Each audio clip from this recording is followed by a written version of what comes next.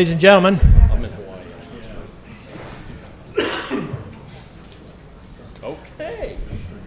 we'd like to welcome everybody out this evening to the American Fork City Council meeting.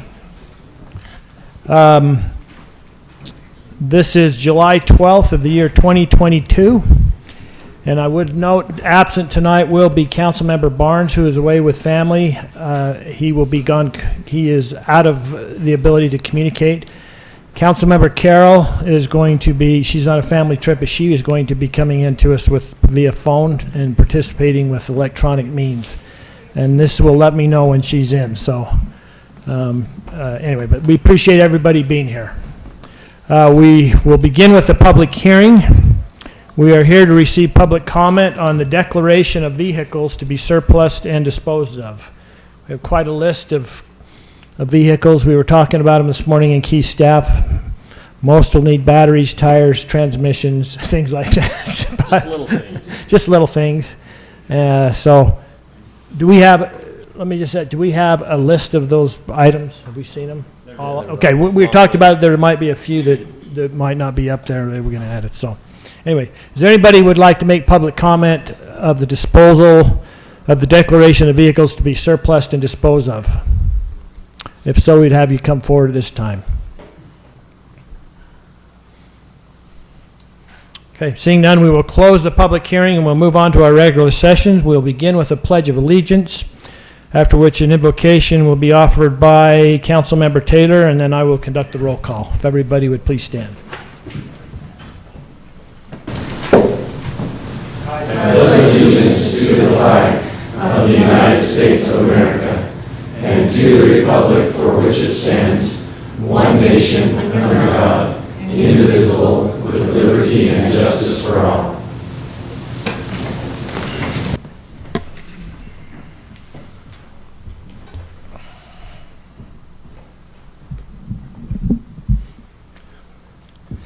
Our Father in heaven, as we bow our heads before Thee this evening at our City Council meeting, we are grateful for Thy goodness, for the blessings of freedom that we have and enjoy, for the goodness that is all around us and the blessings that exist. We are aware, Father in heaven, of the things that are also in the opposite direction. We ask for Thy strength and Thy guidance that would help bolster us as a people, that we might remain strong, that we might remain positive, and we can carry on and do those things that would have us do.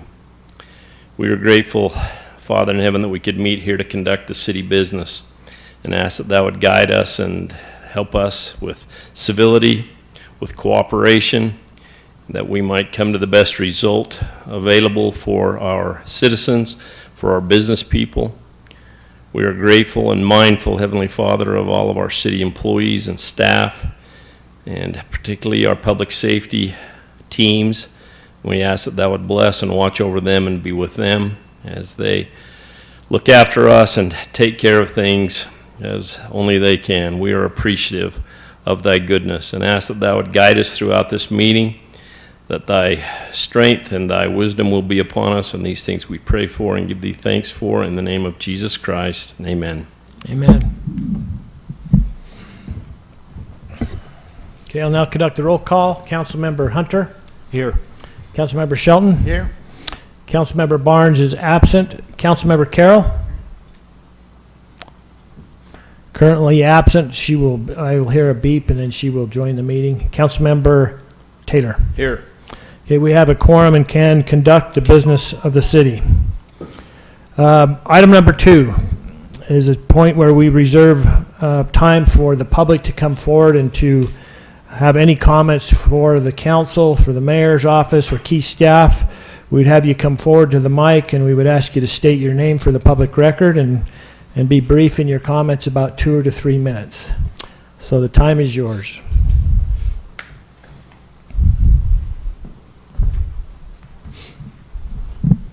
Usually these things are too small.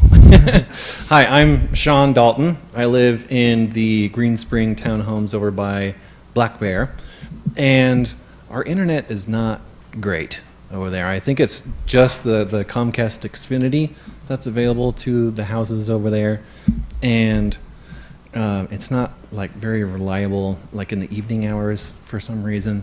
But my question for the board is like, what kind of options or infrastructure things have you guys looked into for like the fiber internet? Because internet as like a utility and a critical thing for our economy and people that work at home and all sorts of different things is very important. So.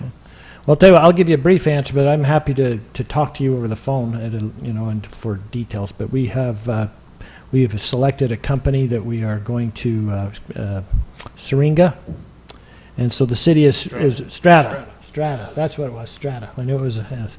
So forthcoming is some public town halls, and we would invite you to them to voice your concerns, and this council will grapple with next steps for American Fork and what's best for our city with the internet, with fiber. Cool. So, And so that's a separate meeting then? yes. Oh, okay. Well, we make decisions here, but we specifically tonight, it's not on the agenda. And so, but if you would leave your personal information with our recorder, there's some paperwork in the back. I'm happy to talk to you about it Okay, and probably perceive next steps and timing. great, thank you. We'll say, Sean, just so you know, that is a priority for this council, is coming up with an internet solution, some way to be able to provide high-speed internet throughout the entire city. And there are multiple methods to do that, but that is a priority of ours, so we're with you, trying to figure that out. Great. Thank you very much. All right, I'm just going to ask for the note, Councilmember Carroll, are you present? Yep, I'm here. Okay. Hi, guys. My name is Rio Honecker. I live down near the new development down in Dixie Farm area. Yes. This is my dad. It was his property. He just died 2 months ago. This was my best friend. Him and I sat in these chairs prior to that development down there and watched it very closely and participated. When there was a lot of people against it, we actually joined and we made a deal to give up some of our land so the road and the infrastructure could come through easily. At that time, Madero, who was purchasing the land, was pretty forthcoming in how they would treat us. Ginger's here right now. Her and Ken Berg were absolutely wonderful with us. But it changed hands a few times and ended up in the hands of Mike Horan. Mike Horan is a squirrel. We've had nothing but problems with him, with even getting, I had to have D. Howard come down just to get him to backfill a curb that they put up against our land where we allowed them to bring the infrastructure through.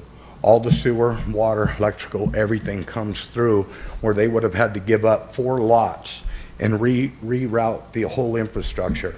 But my dad and I come from a development, so we kind of knew what was needed.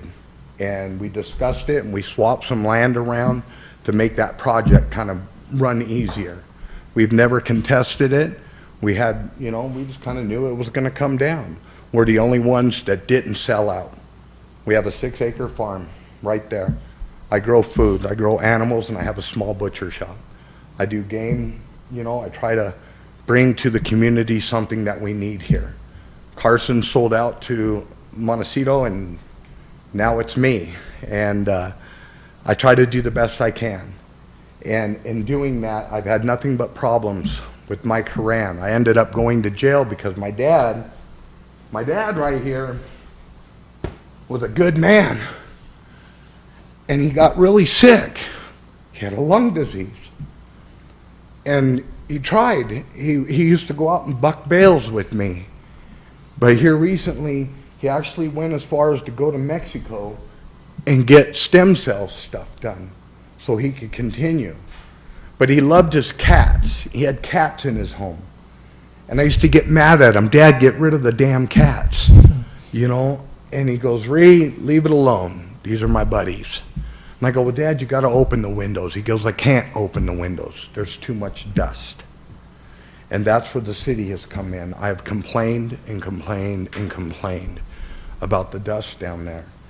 The day after he died, I was arrested because they were down there, and I don't know, well, I do know because American Fork doesn't allow rock crushing in city limits. But Red Pine had a rock crusher down there with no water hooked up to it. Our neighbors, the Chadwicks, actually complained when it was on their side of the house. Mike Horan came out and washed their home and their car. My dad's window faced their home. They did nothing to help. He's done nothing but argue. Him and his son Dallin has been just a pain. I got thrown in jail because I went out and I pushed the emergency stop button. I know the law because I was a general superintendent, and I'll be fighting that in court right now. Today, I finally got some response from Rebecca and at the Public Works because they started digging a lake behind my property without any permits. They infringed on waterways without any permits. I have a request and a referral for a complaint with the state engineer to come out because they encroached on wetlands. I'll get a hold of the Army Corps of Engineers and get them down there. The city didn't know what they were doing even after I told them what was going on. This has been going on with Mike Horan the whole time he came into the picture. They took down fences along my property and haven't put it up. They've done nothing but, we were probably the only ones other than Dixie and the Willards that sold out and who wouldn't cooperate for a couple of $100 million. You know, we stuck it out. We wanted to be part of the community down there. Keep growing food, grow animals, teach the youth, start FFA. I'm friends with the Smiths.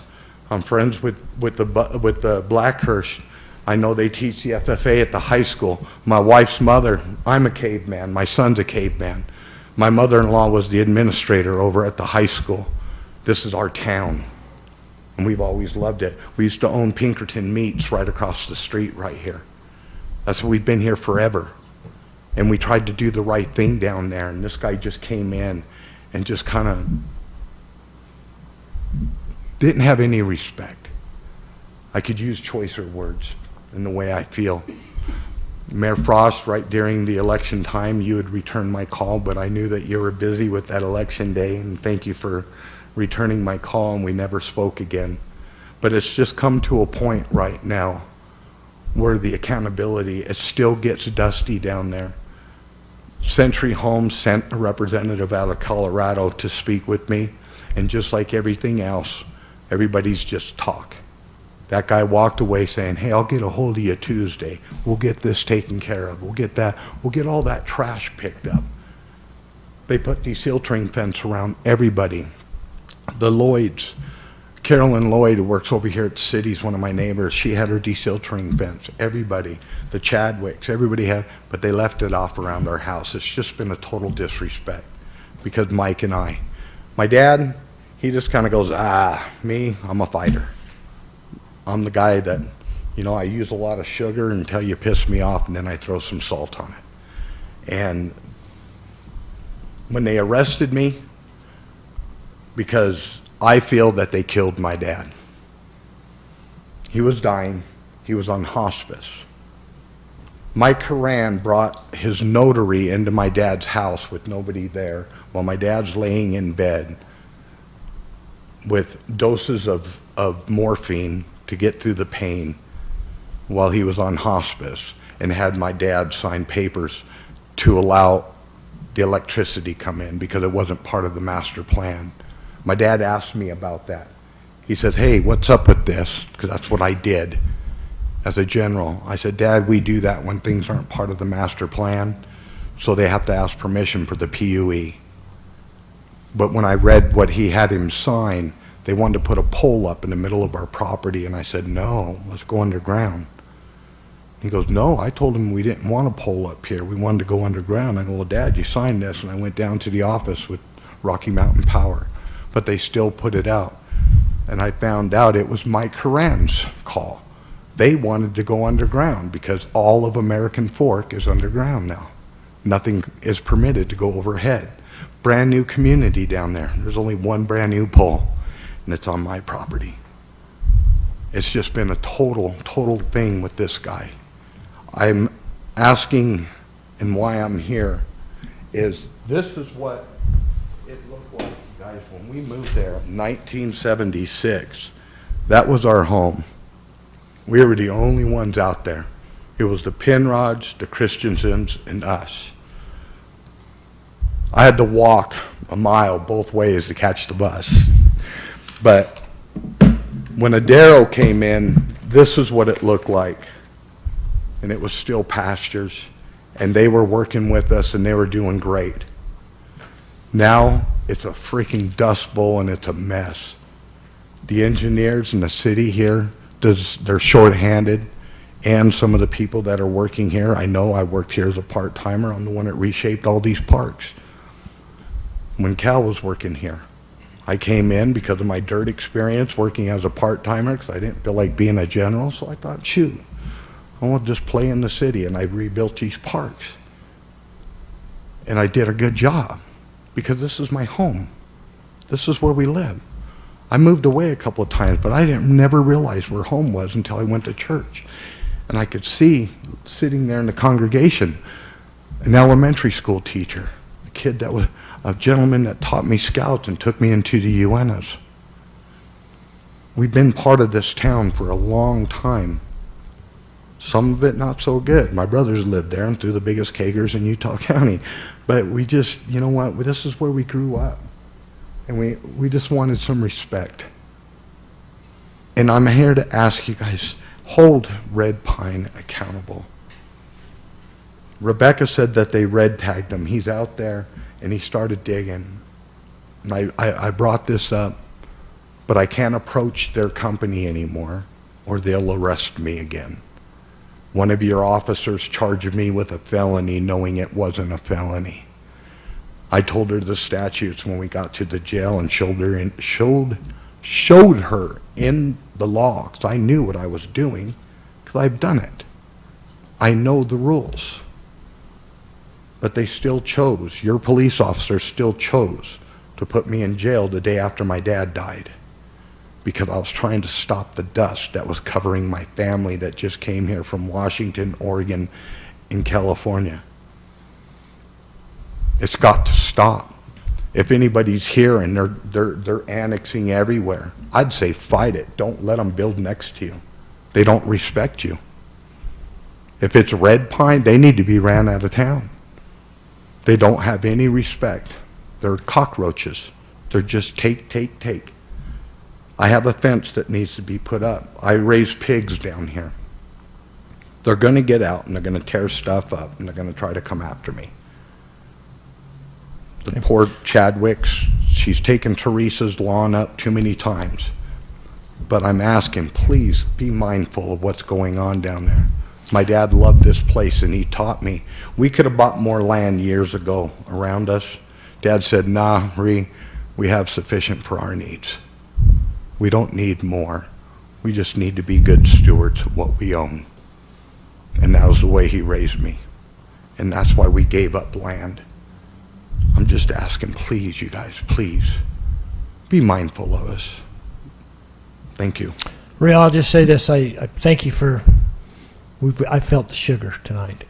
But we have everything that you said on public record, and we will follow up, and we will, we don't have any problem with talking to any of our developers or contractors, and we want what's right.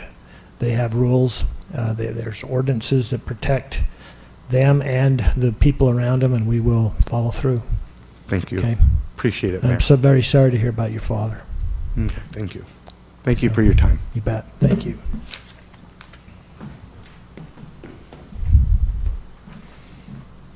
Is there anybody else that would like to make public comment?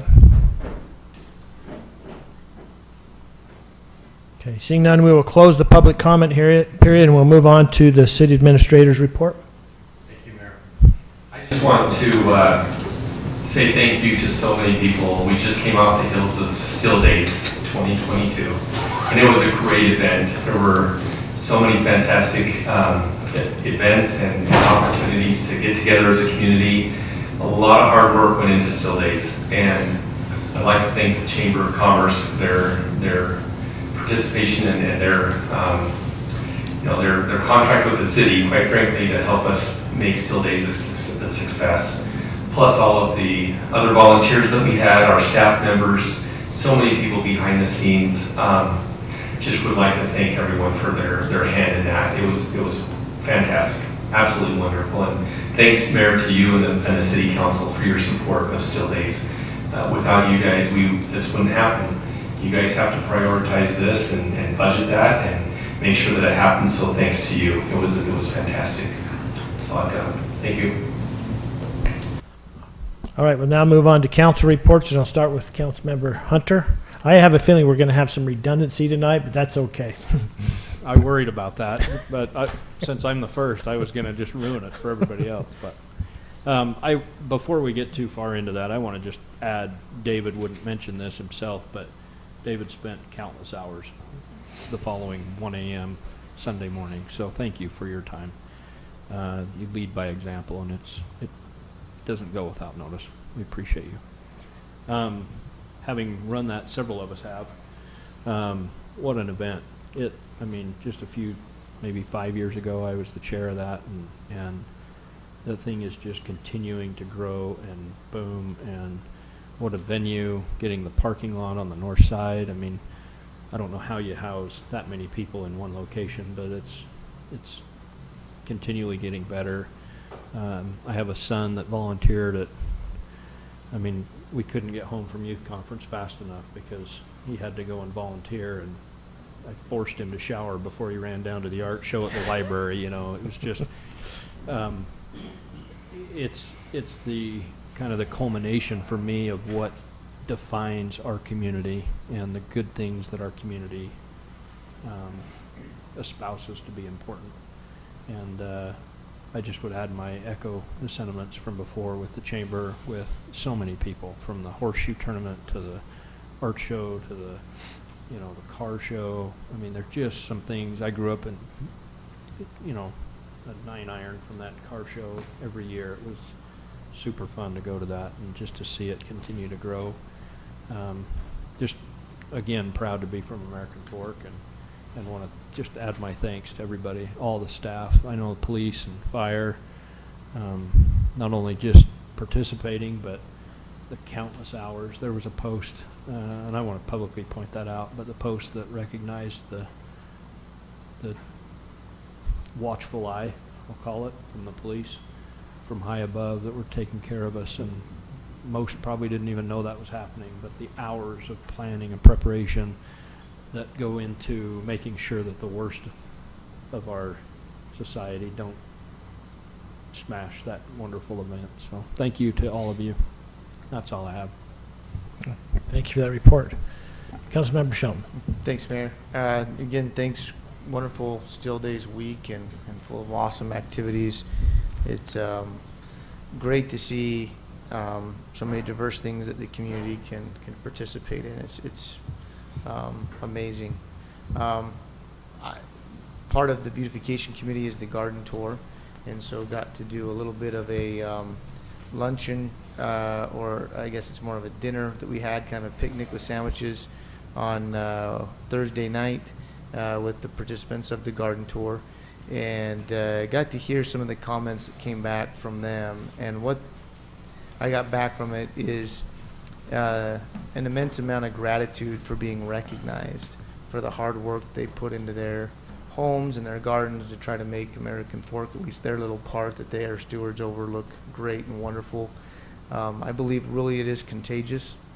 We talked a little bit about it, and they said their neighbors started to spruce up when they told them that they were going to be in the garden tour, and they didn't want to be the neighbor that wasn't looking quite as good. And so I think that's done a lot of good in the community, as well as provided a lot of ideas for people out there.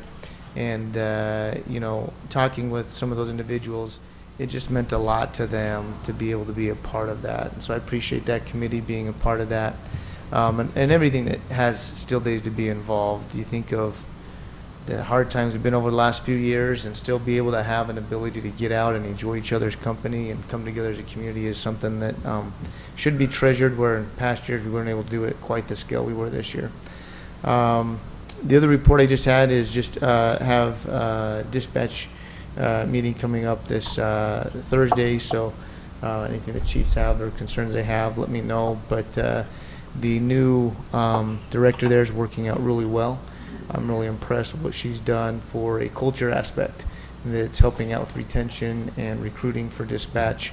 I believe they're going to be looking at coming to the cities and trying to see how they can be better interactive with our community as well, which is great. We get to know a lot of our local public service people, police and fire, as they're here, hands-on front lines, but dispatch is a close second there on public safety that sometimes is this nebulous thing you call 911 and you never know who's on that other line. So looking for them to be more active in our community and trying to be more a part of it.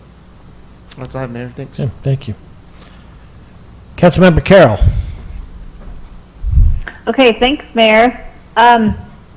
Not that this meeting is all about me, but I wanted to ask council if they could speak really loud into their mic, because Clark is right. It is so hard to hear anybody. So hopefully you can hear me a little bit. We can hear you so well. Yes, we can, and we will do better.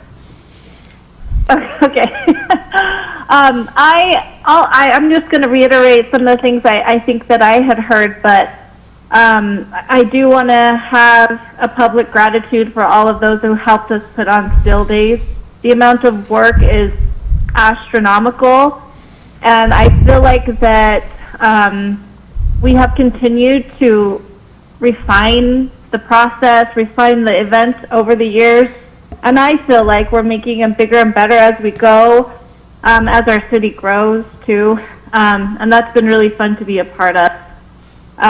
There's so many different people who help to put the festival on, and I don't know that, I wish there was a way we could even have the community understand how many people it takes and how much it really is a community event, and how there's so many people who are putting it on just for the community. It's phenomenal. I went over to the quilt show one day, and I saw a group of people, multiple groups of people who had obviously gathered their friends together, and their plan was the quilt show and the art show, and then lunch, and then the garden tours, and you could tell they had come to make a day of being an American Fork with their friends and participating in these community events where people had created something that they wanted to share with the community. And that was just a small microcosm of the things that I saw, but I think it displays so well what our purpose is to have a city event. It really is to bring people together and celebrate each other. And I feel like we really did that.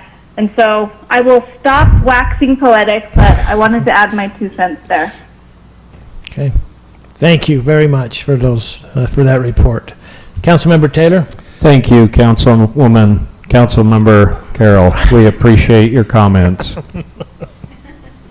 Especially those 3 words, Clark is right. That was very much appreciated. Yes, I knew you were going to catch up on that one. Yeah, thank you.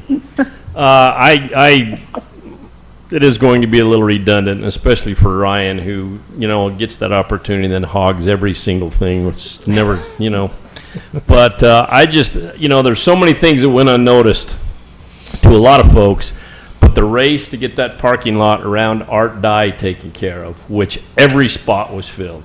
If you noticed that night, literally every spot in that place was filled. And it was done beautifully, and getting people in and out in an orderly way. The events has been talked about, but I had the opportunity to speak to David on Friday, I believe, regarding the safety precautions, the additional safety precautions that are going to be taking place for the parade. And I appreciate it when you see all the families that are gathered down Main Street and up First East. And I think, we owe them a bit of a enhanced safety protocols as we did this. And, our public safety folks, I can't speak high enough for them. And we're in the thick of things, and they have all of their normal obligations with the opportunity piled on top, and then to see our neighboring cities with their cars blocking off streets and different things and helping. I think with everything that's going on nationally and everything that you have a chance to look at, your community is the last bastion of effective goodness that you can have your hands dirty in and all over in, because you can still make your community what you want it to be. And man, Still Days was just absolutely fantastic. I think one of the things that really demonstrated to me what our team is like here is that, you know, it's in the middle of Saturday night, and I'm walking back with, I don't know, a funnel cake or some barbecue. I didn't eat very much during that time, so it's easy to identify. But I'm walking back, and I'm getting to my seats that I've laid out, my blanket that I laid out, and Chief Paul shows up. And he's right there, and I thought I'd probably done something wrong. But he says, "Is there anything I can do for you?" Is there anything you can do for me? Your hair's on fire with everything that's going on. And he comes and asks if he can help me out. And it's probably just because I look like I need help all the time. But that's the kind of staff we have. And the hours and hours that went into this. And I, you know, saw Josh and Christina at the end, and they looked like they'd been drugged through a knothole backwards, one leg at a time. And they just, all the time they put in there, that's a compliment. They just, I don't know. I love being here. I love my community. I love my hometown. What Ree was saying, you know, about being your hometown, there's something about that. And here the four of us sit, and this is our hometown. And I don't know. It's just I'm so proud of our city, so proud of our staff, and everyone who participated. The businesses that got involved and sponsored to help financially make that possible. I'm very grateful. Okay. Thanks for that report. Next time I'm going first after Still Days. So not to belabor it, but maybe to add a little bit of perspective that I had, I feel like this year's Still Days was probably the most attended Still Days we've ever had in almost anything that I attended. I tried to hit everything, at least a piece of it, because I felt like to support it, and it's very interesting. And since I've been mayor, I look at it in a really different perspective because I'm very observant to people. And so I'm at the carnival, and I run into people that were some high school friends, and I noticed the connections that were being made at that carnival. And so I don't know, Still Days is something incredibly special. I think it's important in this day and age that people feel like they're part of something more than themselves. We can't do it all, but there are those times in which a community can be just that presence and a feeling of comfort, peace, the glue maybe in life that just makes them feel like they're part of something big and grand. And Still Days is our best way to reflect that in so many ways, along with city staff and how we serve. I mean, I like to and David's taught me this, and it's so true in the fact that if we want to say, Parks Department, I mean, we can say Park Services, Police Services, Fire Services, Engineering Services, whatever you might be. When you think of our staff, we are here to serve the people. And certainly us that have been elected do so are there to do that. But I have noticed just Still Days is what brings it all together. And I will say this, that as the mayor, you get asked to do funny things. And I don't know with at least over 50% of the vote, I have found that people expect you to be good at judging art, food, chalk art, cars, and the new one that just started this year, this was at the youth swimming event, I am now an expert belly flop judge. So it was a lot of fun. We had a lot of fun as a city, and we celebrated, and I think the staff, we probably had hopefully some naps over the weekend, and we're back ready to go. So thank you to all. That's the mayor's report. We'll now move on to the common consent agenda, comprised of the two items that is before you. Has there been any noted changes on the minutes? Stephanie? Mayor, I move approval of the common consent agenda. Okay, I have a motion by Councilmember Taylor. I'll second. Second by Councilmember Hunter. I'm going to because I don't, for Councilmember Carroll. Councilman Carroll, do you have any comments you'd like to make on the common consent agenda? Mayor. Okay. All right. No. With that said, I'll call for a roll call vote. Councilmember Taylor? Aye. Councilmember Shelton? Aye. Councilmember Hunter? Aye. Councilmember Carroll? Aye. Okay. Now move on to the action items. Item number 1 is a review and action on a resolution accepting the Julie A. Clark petition for annexation consisting of 22.9 acres and located at approximately 1400 South, 400 West. Any questions that the council has on this annexation, the petition for annexation? Mayor, I'll make a motion to adopt the resolution accepting the petition for annexation of the Julie A. Clark annexation consisting of approximately 22.9 acres and located in the area of 1400 South, 400 West. Okay, I have a motion by Councilmember Shelton, I'll second. second by Councilmember Taylor, and I'll call for a vote. Councilmember Hunter, Aye. Councilmember Shelton, Aye. Councilmember Carroll, Aye. Councilmember Taylor. Aye. Item number 2, review and action on a resolution approving the declaration of property as surplus and to be disposed of. This would consist of the items we had in our public hearing. Mayor, I'd move to adopt the resolution declaring vehicles to be surplus and disposed of. Okay, I have a motion by Councilmember Hunter, Second. second by Councilmember Shelton. I'll call for a vote. Councilmember Carroll, Aye. Councilmember Taylor, Aye. Councilmember Hunter, Aye. Councilmember Shelton. Aye. Item number 3, review and action on an ordinance approving a zone map amendment at 1096 East, 50 South from the R1 9000 residential zone to the professional office zone. Again, I'll just open this up to questions. Patrick, you might want to just come up and make yourself comfortable up front here. I thought everything was very clear in the packet, Mayor. I would move to adopt the ordinance approving the zone map amendment at 1096 East, 50 South from the R1 9000 residential to the professional office zone.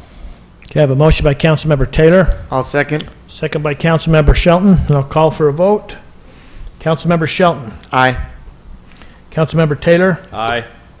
Councilmember Hunter, Aye. Councilmember Carroll. Aye. Okay, item number, I think this is different, at least my roll call vote. It is. Item number 5, review and action on an ordinance approving amendments to section 17.7.601B of the city code relating to planned commercial development projects. That's a, Can we go to item 4, which should be approve the land use map amendment for the same property that we just, no, for 1100 South and 300 West. okay. That's the annexation. Yeah, number 4, item number 4. Okay, let's get, you know what, I am finding a discrepancy somewhere in this sheet, but I'll figure it out here. I'm just gonna follow the agenda, not the roll call. Okay, item number 4, review and action on a resolution approving a land use map amendment in the area of 1100 South and 300 West from the residential very low density designation to the residential low density designation. Any questions? Mayor, I'd move to adopt the resolution approving a land use amendment in the area of 1100 South and 300 West from the residential very low density to the residential low density designation. Okay. I'll second. Motion by Councilmember Taylor, second by Councilmember Hunter.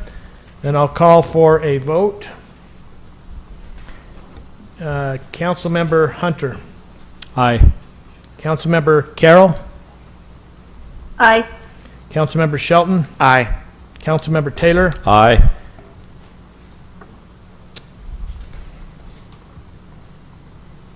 Okay, now I'm back on track. There was an added thing to my roll call.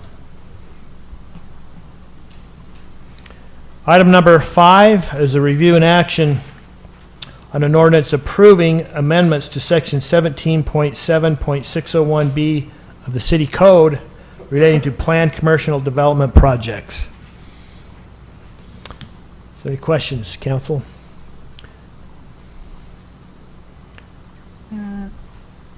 Sorry, I'm trying to scroll to the. Can I ask a clarification? I think this was in the packet, but is this saying that we already have car washes and we want to make it an allowable use?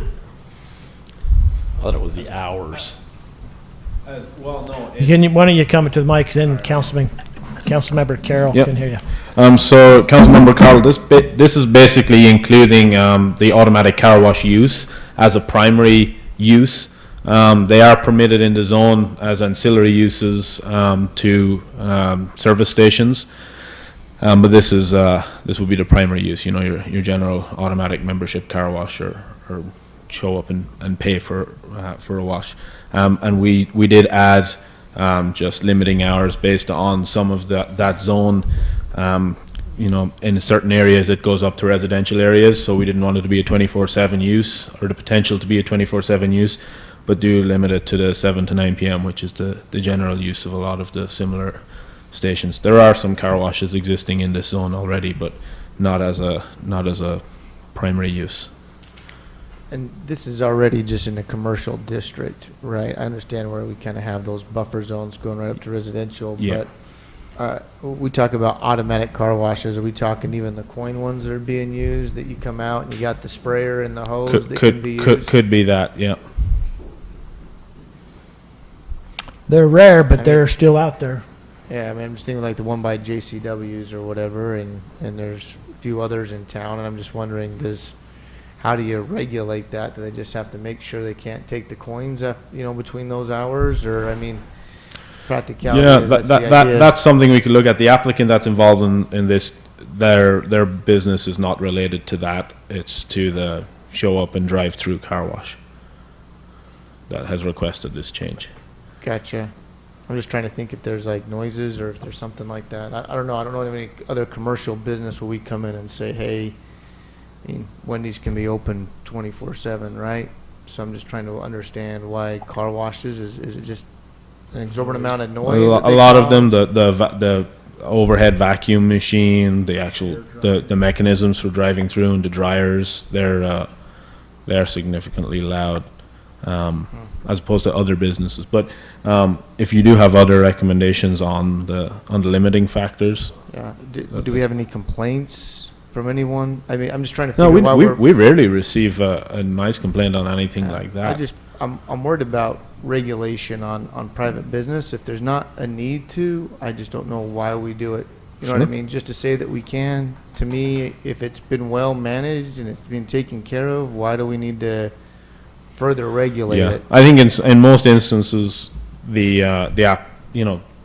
owners will self-regulate on that, but I just included the hours based on discussion with the applicant. But if you seek to remove those constraints, I that's think fine. just based on noise and different things, the 9 o'clock is just, I mean, that's the bulk of the regulation that we're saying for them to have there. I don't know how many more coin-op car washes are going to come in. I think we have 2 in the city is all. Well, and is Walker's, some of them, do they have any? Yeah. Yeah. So Going we down have here 3. now. So we have 3. But, I mean, as far as the time goes, I mean, people come into the car wash and may have their stereo up while they're vacuuming or cleaning out their car, whatever it might be.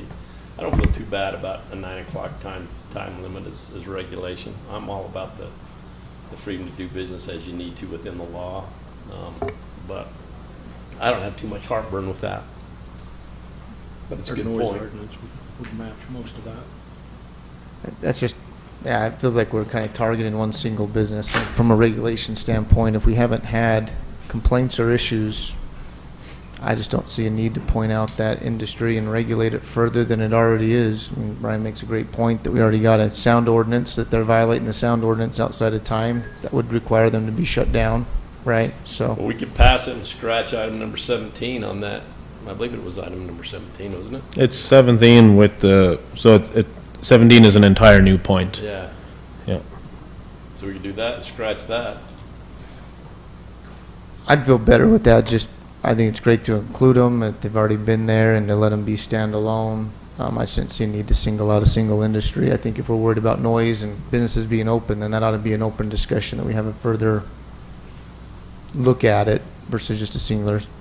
We'll take a shot at that motion then. That's All righty, then I'll make a motion to adopt the ordinance amending 177601B of the city code relating to planned commercial development projects with the following changes: to strike out the portions that talk about the restriction of use between 7 a.m. and 9 a.m. for the automatic car washes. 9 p.m. Or 9 p.m. 9 p.m. to 7 a.m. Yeah, sorry, I got that backwards. I'll second. Okay, I have a motion by Councilmember Shelton, second by Councilmember Taylor, and I'll call for a vote.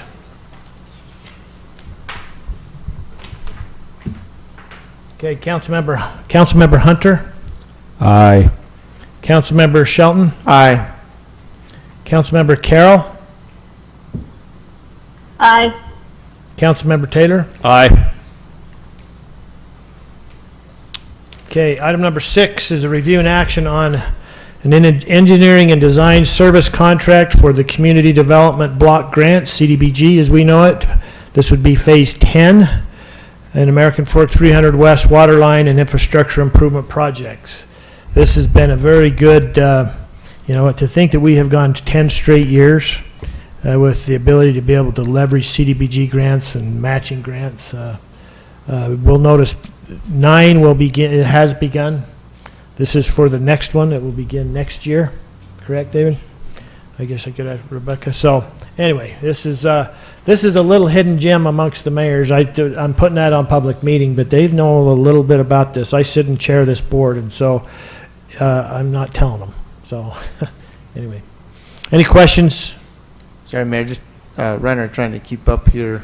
The agenda we have doesn't have this item on it. It doesn't. Do we? It is on the agenda. It was on the posted agenda, and that item was included in your Dropbox. 6.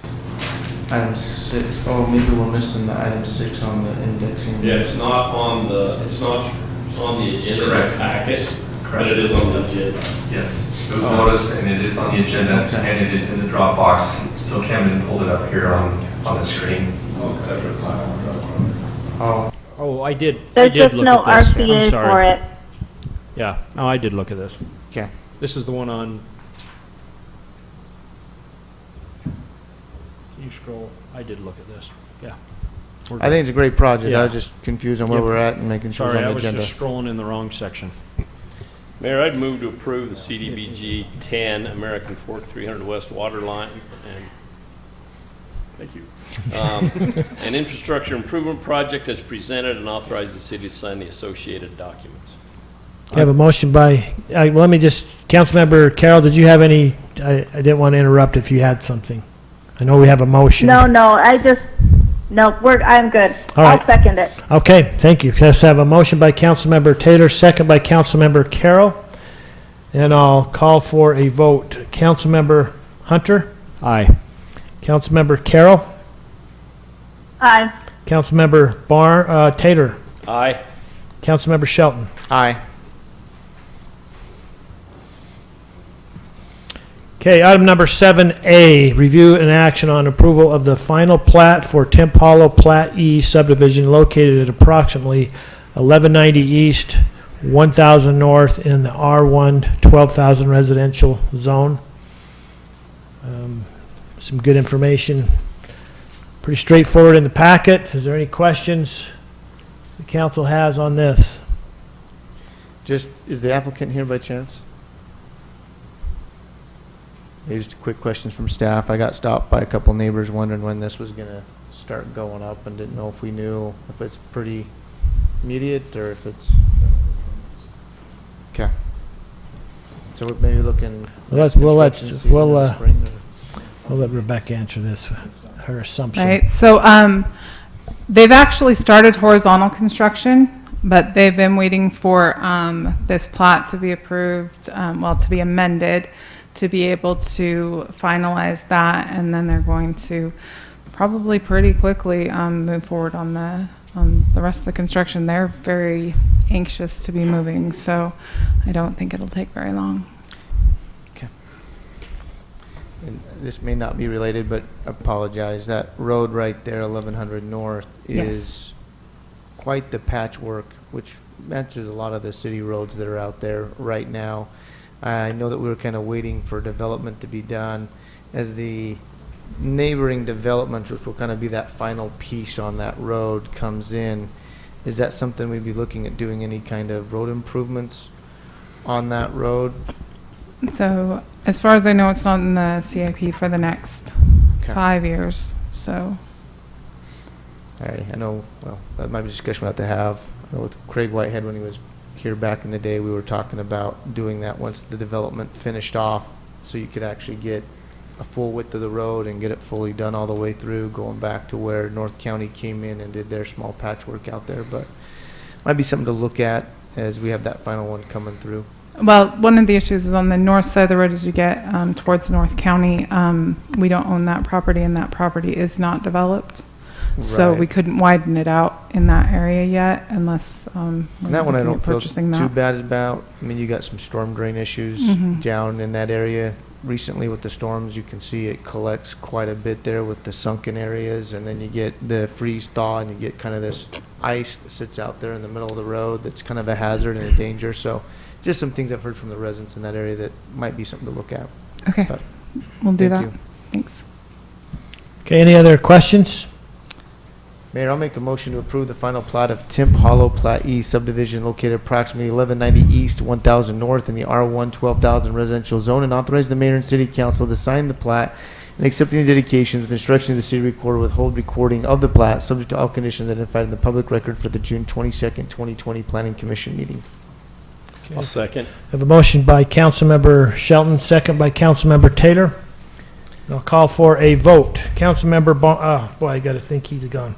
All right, Councilmember Taylor. Aye. Councilmember Hunter. Aye. Councilmember Carroll. Aye. Councilmember Shelton. Aye. Okay. Did anyone else just almost go back for a second when Rob started talking about the freeze thaw and hear JH's voice talking about how the water seeps down into those cracks and it freezes? I thought you were going to go into that, Rob. That would have been a nice little shot of nostalgia. Would you like me to try to do that again? No, it'd be out of place now, but it was great then.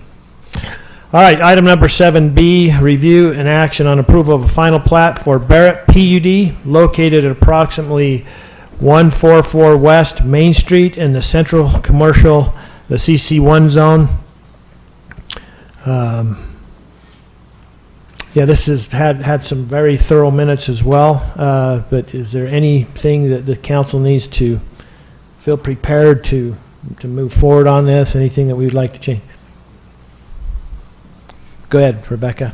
So a couple items that we wanted to highlight with the council that, you know, so the, in order to go to final plans for the horizontal construction and improvements, there are a few things that need to be done, and we'll, we would recommend that the approval be conditioned on making sure that these items are completed in the final construction drawings. One, there are a significant number of utility laterals into the road, and so the road will need to be reconstructed from Main Street to the north end of the project because patching it just for the laterals is going to create some serious issues with the roadway. There's also a sewer manhole near the middle of the project, just basically south of that second building, that right now there's an existing sewer line that would go through the third building from the north, and they're redirecting that line. There are concerns about how that's being redirected, and it's actually it's coming in at less than a 90-degree angle, which sewer doesn't like to turn corners all that much, so they're going to need to address some issues with that, and also make sure that they've got sufficient drop and turn in that manhole. It might have to be a bigger, like a 5-6 foot manhole to be able to make that. There's also right now shown stormwater detention in the road. That's not going to be allowed in the right of way, so that's going to need to stay on private property. And we're going to follow up with fire on hydrants. So those are the items that I would suggest that we make sure. I wanted to make sure council was aware of that as we're finalizing construction drawings, that we're going to be requiring those. Do you feel like the applicant's aware of these concerns? Have they been addressed to him or her? They? I need to make sure that these have been fully conveyed. Okay. So. I guess, just help me understand that. I guess that'd be my frustration if I was the developer coming in. I didn't see anything in the planning commission meeting minutes about this. Was it discussed at all at planning commission meeting about these conditions? Talked about elevations and different things, but I didn't. Yeah, there were some items, and there's still one of the fun things about finalizing construction drawings. Some of that is done after we meet the site plan and so forth. But as far as like the utilities, we're still finalizing some tweaks with code. But these were big enough issues that I wanted to make sure that they were addressed and brought up before the council approval. I appreciate bringing them up. I don't want to be too harsh or hard, but I think that's probably the biggest frustration I hear back from the development community is, man, we go through all these processes, right? And I don't know how to clean that up or tighten that up a bit to where there's not a surprise, especially at this stage where it's kind of the final approval. And there is this balance between, they want to move forward faster, they want to get in front of planning commission and council faster. So, sometimes, they don't want to, we don't want to necessarily come back and forth and back and forth and back and forth. So, we're trying to move them forward, but at the same time, we're trying to make sure that the code is met in full. And a lot of these issues are going to cause significant problems if they're not addressed. So I can definitely see the need for it. I just wished it would have happened. Agreed. Earlier in the process, and hopefully as we go back and take a look at it, nothing we can change here now, but agreed. Taking it and saying, okay, how do we improve that process? So big things like reconstructing half a block of a road gets identified early on, things of that nature. Because I think that'd be a huge financial issue to hit that up and come into that. And a lot of it is going to be, a lot of it you couldn't really necessarily patch all those in between anyway without really reconstructing it by the time you're done. So, there are some, it's a give and take with that. Totally get it. Just my only ask is go back and so we can improve that process a little bit would be helpful. So absolutely. Every day try to get better. There you go. One thing that I did see with this property is it did talk about a parking agreement, shared parking agreement, and this is kind of the first one I've seen downtown since we've allowed for that. Any concerns that you guys had at all about that? Is that something?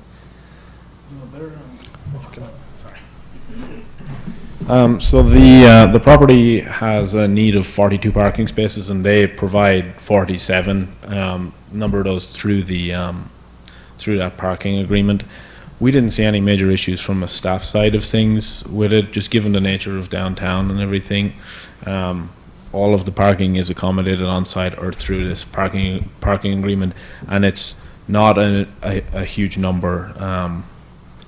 That's offsite. You're not talking like more than half or anything like that. Right. It's a fraction of that just to get them to have that excessive parking. Which I thought was a good one to go through first and take a look at it. I don't know if there's any issues that came up about, times of day and things of that nature with the theater next door. And so I'm glad to see compatible uses and things of that they're nature. using the time of day for their office building, and they're using the shared parking need for the office building and the theater, and they will operate at different times. Awesome. And the applicant did say that there's nothing that would stop any residents from parking in it apart from just the agreement between both parties that would, require them to vacate those spaces by the time the theater needs them. And that would be done enforcement by a private party. Most likely, and the other thing is it meets all of the guest parking requirements on site, and Great. they have all of the parking requirements in each of the units, in each of the townhome units. Okay. So not worried about it from a residential network or perspective. Awesome. Thank you. This will be kind of the first test to the CC1. I was just, if I can, Mayor, I just want to say thank you. I know there's a lot of interest just by nature of the work that I'm in. I'm talking to many people who are excited to see this development happening. Not this particular one, but the development of our CC1 area, the zone. And I just want to thank the developers for, I mean, this looks like a great project and a lot of opportunity, and bearing with the staff, because that's a challenge. There's a lot to be considered in all of this, and we appreciate all you're doing, and likewise appreciate the developers who are kind of learning and helping us grow as we go through this too. So I was going to bring up the idea of the roadway, and so I appreciate staff having brought that up, because it is one of those things that we're continually bringing on this perpetual problem with the road. And so I love the idea of if we're cutting into a lane of travel, we need to finish that lane of travel. If we go into the next lane, we need to finish that lane of travel as well. It's just part of the process. It does add some cost to it, but it's going to create a better process. That is the very western border of our,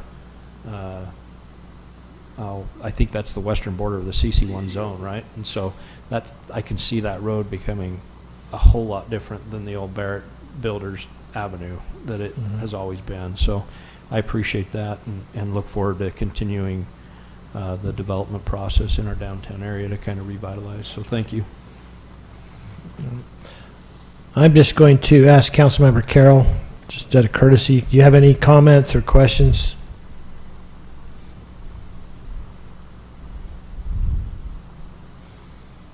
You with us, Councilmember Carroll?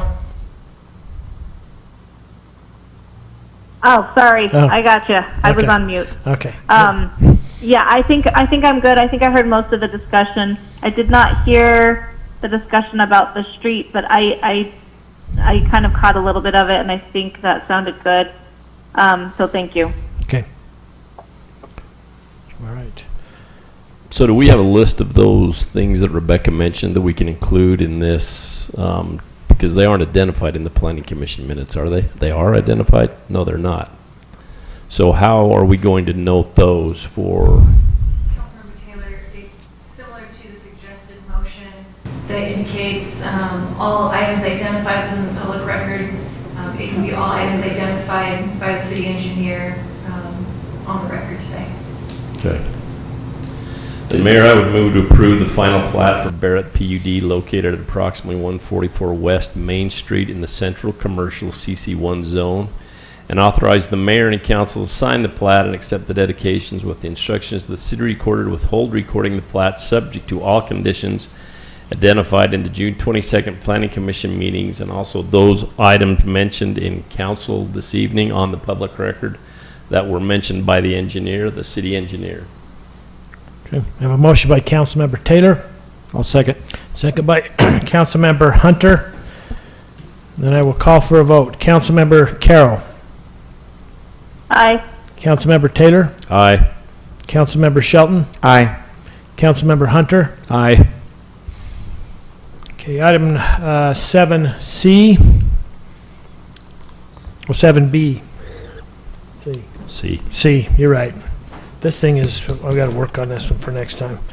Review and action on an ordinance approving the site plan for the Barrett PUD located at approximately 144 West Main Street in the CC1 zone.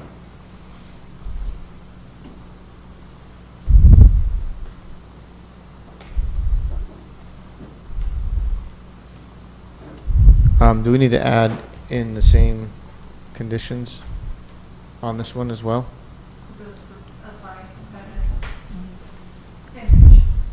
Okay, so I'll make a motion to adopt the ordinance approving the site plan for Barrett PUD located at approximately 144 West Main Street in the Central Commercial CC1 zone with instruction of the city recorder with whole publication of the ordinance subject to all items identified in the public record associated with the June 22nd, 2022 Planning Commission meeting, as well as identified by our city engineer tonight. Okay, I have a motion by Councilmember Shelton. I'll second. Second by Councilmember Hunter, and I'll call for a vote. Councilmember Carroll. Aye. Councilmember Hunter. Aye. Councilmember Taylor. Aye. Councilmember Shelton. Aye. Okay, 7D, review and action on an ordinance approving the final plat for Stone Creek Plat H and I located at approximately 1,000 South, 400 West in the PR3 zone. building, that is quite a community that's building up down there. And if you didn't believe me, just ride with Santa Claus, and boy, the families came out down there. It's a neat little place of our city. So, any questions? Mayor, I'll make a motion to adopt the ordinance approving the final plat for Stone Creek Plat H and I located in the area of 1000 South, 400 West in the PR3 zone, and authorize the mayor and council to sign the plat and accept the dedications and instruct the city recorder with whole publication of the ordinance and recording of the final plat, subject to all conditions identified in the public record of June 22nd, 2022 Planning Commission meeting. Okay, I have a motion by Councilmember Shelton, I'll second. second by Councilmember Taylor. And I'll call for a vote. Councilmember Hunter, Aye. Councilmember Shelton, Aye. Councilmember Carroll, Aye. Councilmember Taylor. Aye. Okay, item number 7E, review and action on approval of the final plat for Beck Hillside Estates located at approximately 757 North, 200 East in the R19000 residential zone. This is coming to us by way of appeal from the Planning Commission. Who will be, is there somebody that might be designated tonight to speak in behalf of this project? Okay, I would invite you to come forward. I think I would just say as you're coming up, we have the council, and this council is very, very good at that, reading prior minutes that we've had in Planning Commission, and they're pretty much verbatim.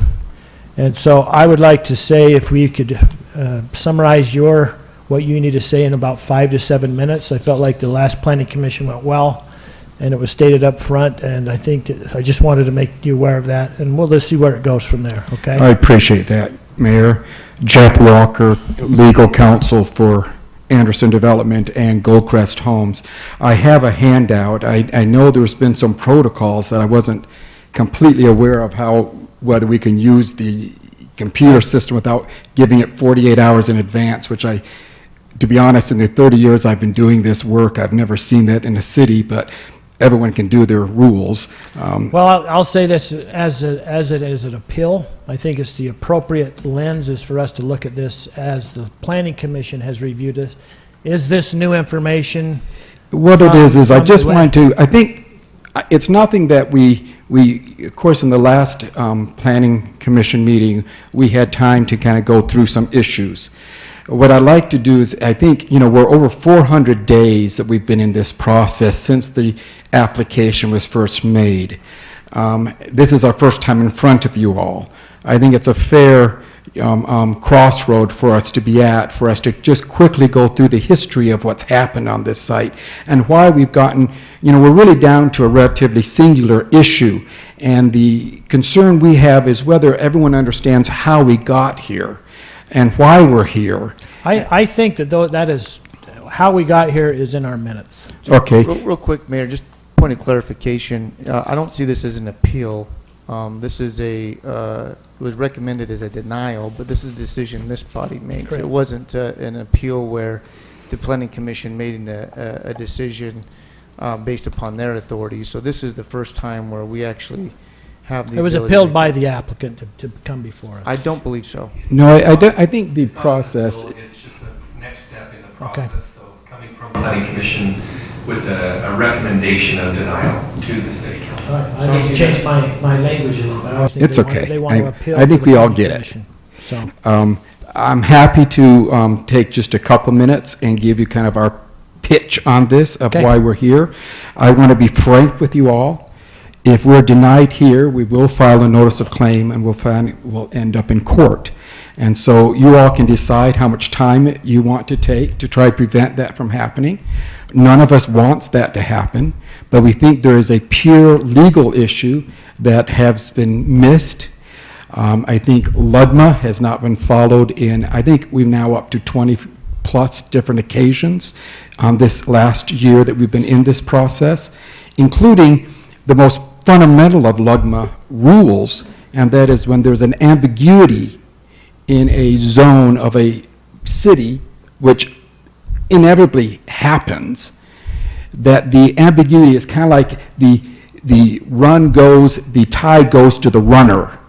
Lugma is clear that the tie goes to the applicant, that when there's some confusion of how the code may look and could be looked at in different ways, and both seem fair, then the way that best benefits the applicant is how Utah law directs us to act.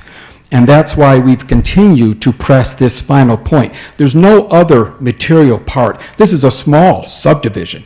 When it was first proposed as a PUD, it was a 15-lot subdivision.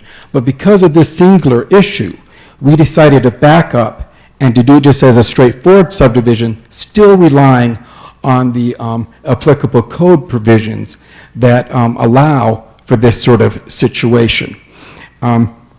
We started this. Let me just, can you remind me of your name again? Jeff. Gerald? Jeff, okay, Yeah. Jeff. Well, I'm going to just refer right off the bat to our legal counsel. I don't recall a time that we've ever sat in this body with the idea that if we do not appeal, we go to court. Well, we have no other options, Your Okay, Mayor. I'm speaking to my legal counsel. Okay. Sharon, this is unfamiliar territory to me. I'm going to ask for your advice here. Mayor, I would recommend allowing the applicant to go ahead and speak to the council, to give his opinion, and council to make a decision based upon that. It is a very unique approach, but ultimately the staff is abiding by our interpretation of our own codes and its recommendations to the Planning Commission. The Planning Commission made its recommendation along those same lines. And so council has the ability to make the decision as it chooses tonight. Just obviously, we all know clearly what is said on the record is going to be part of litigation, and it's been made clear that that is the case. So, Thank you. Thank you, Your Mayor. Our goal is not to be in litigation. We've done, my client and I've been involved for years in these processes with my client. We've done over 35,000 residential units in these valleys. This is an area of the law that we are fully aware of and have done this hundreds of times successfully. And we've had, in all those 35,000 plus units, I can remember one time actually going to court. So I think your city attorney is right. This is a relatively rare occurrence. It's one that none of us welcome, but it's one that we just have to face whether there is a critical decision that has to be made that makes it so this property is really undevelopable. Certainly staff has not provided any guidance of what remedies they would do. And in fact, it hasn't been a static decision. When we first made the application, the issue comes down to north of this property is a series of pastures. On either side, both to the west and to the east of this property, are fully developed subdivisions. It's hard to imagine that this little bank of pastures that is left, and I'm sensitive to this reality because I have farmland in Draper that I panic every time I see another developer come down the road because they're going to ask me more, offer me more for my property than what I almost can tolerate. But I do know that once these properties start being developed, the parcels to the north are all going to eventually get developed. It's just the process of how we do this. That's why the code, your code, says, not in alternative language, but in mandatory language, that if you're adjoining undeveloped land, you have to provide access into that land. It's a temporary, we call it, in your code, you call it a dead-end access versus a permanent cul-de-sac access. You also adopted the IFC, the International Fire Code, which provides the criteria that if you're going to have a dead end, what does that dead end have to look like to be safe? Now, I'll just note parenthetically for you all, We made a grammar request midway through this process. We were told by staff, the response to staff was, and it was in a letter, you need to give us $10,000 upfront, and we'll take at least 3 months to give you any response. Which in fact, we're saying to us, we're not going to do this. Because who's going to pay $10,000 for who knows what? And who can tell you what's 3 months it's going to take? Because what we are curious of saying, how else have you treated dead ends in your city that are going to go into undeveloped land? Now, on ourselves, we have looked at your city this way. We have found over 20 dead ends over 400 feet without any compliance with the IFC. 2 occasions, they have some sort of turnarounds, but both of those do not even meet the IFC requirements.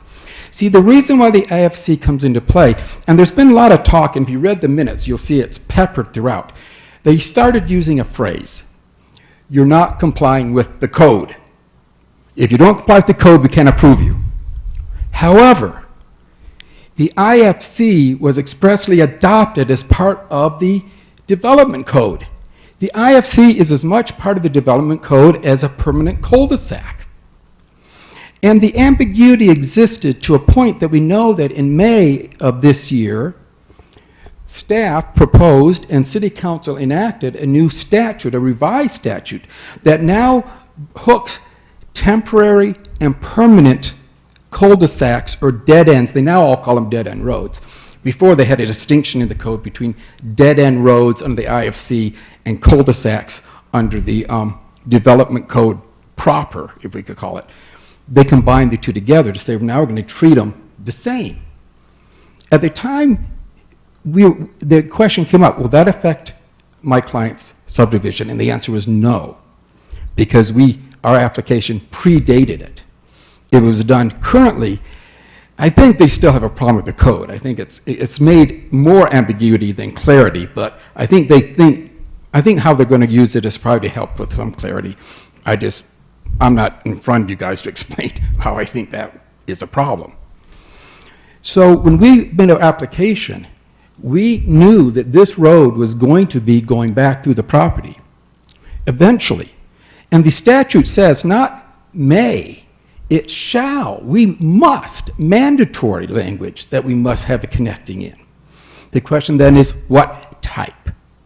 And that's when you look at the IFC, which provides that guidance. And so we had a compliant hammerhead, 120-foot hammerhead that, now the reason why, as you all know, and I'm sure I'm speaking more than you need, is that the reason why IFC controls is because if a fire truck can turn around, garbage trucks can turn around, plows can turn around. Fire trucks are the most mandatory lengths that you have to accommodate. So if you can accommodate what the fire code requires, then the rest of the utility vehicles can manage it. When we first made the application with a hammerhead, approved by everyone approved it in staff. However, they made a note by the engineering department, and they said, you know, might you consider a cul-de-sac under the IFC, because the IFC provides 5 different types of these turnarounds. They said, we kind of like the round ones, not the T ones, and because we're good neighbors, and we've done this a long time, you make accommodations. And so then we met and worked with Rebecca Andrus, who said, however, you know, having a 96-foot one may not be required.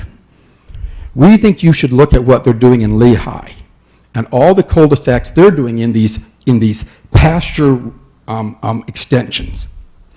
So we did, and we found out that the Lehigh was traditionally allowing for 84-foot turnarounds, cul-de-sacs, rather than 96. And so we made all the rest of the changes on our site plan, made a new submission, put it at 84 feet.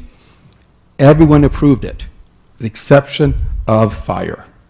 And they said, I just want to be square with you guys on the notes. You have to comply with the IFC, and the IFC does not allow for an 84-foot. If you're going to do a round rather than a hammerhead, which can be done either at the top or vertically, or it can be a Y. I mean, there's 5 ways. And so in October of 2021, we knew we were at the final moment of approval. Everyone had said, checked off all the boxes to get a positive recommendation.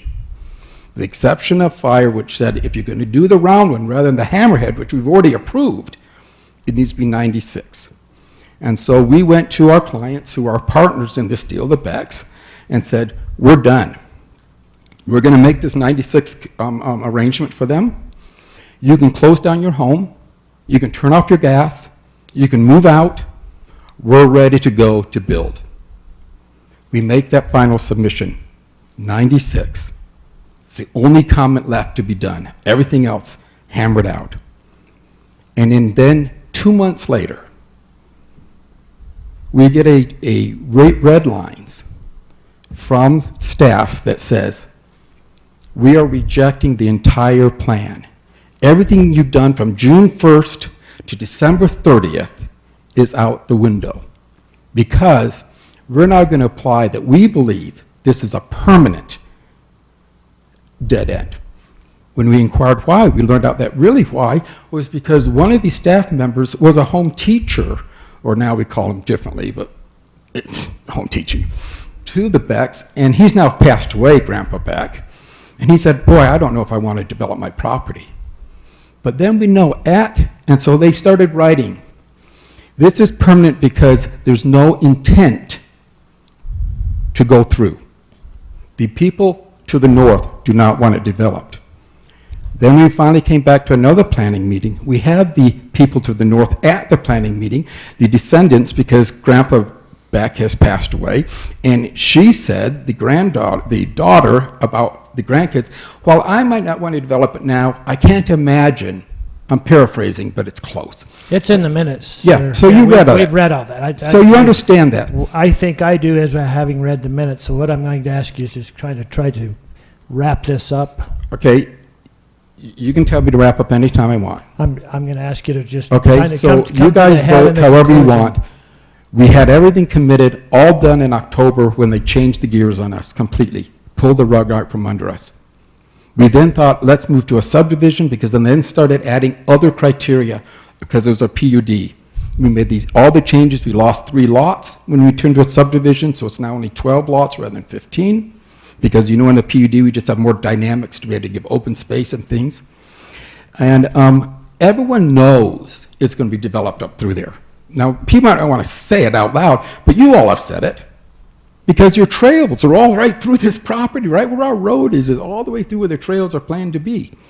You don't know when, and it's never in hard in stone, but LUGMA says that when you enact a statute like that, dealing with road, they have a very section about trails and bikes, that when you put that in place, as applicants, we can rely on that when we design ours, as supportive of what we're doing.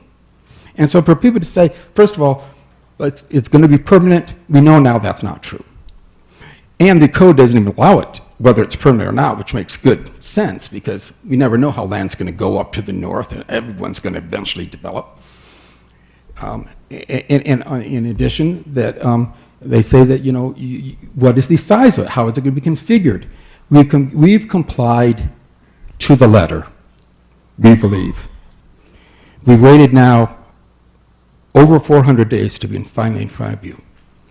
We have minutes we have recordings of meetings that you would curl your toes, how we've been treated.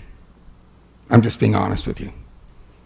Luckily, I didn't get involved too early, or I would have just been ballistic at this point.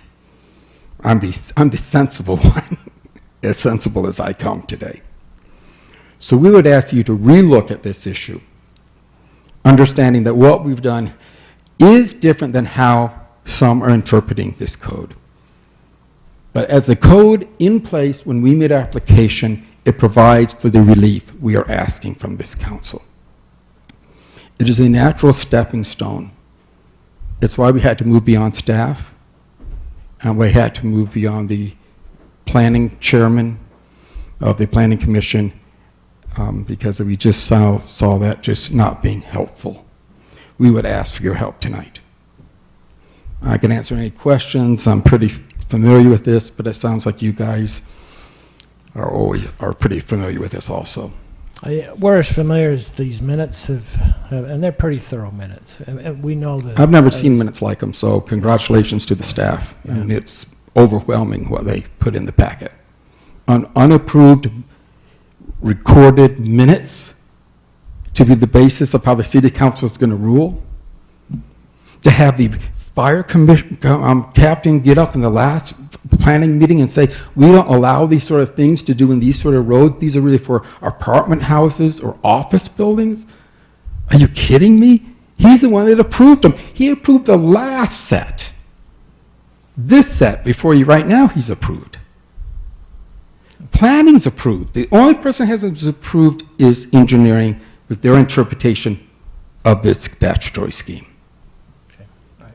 So I'm going to suggest we do, council. I'd love to hear from staff on some of this, and then we can just kind of see where it goes from there, okay? Thank you, Mayor. Thank you.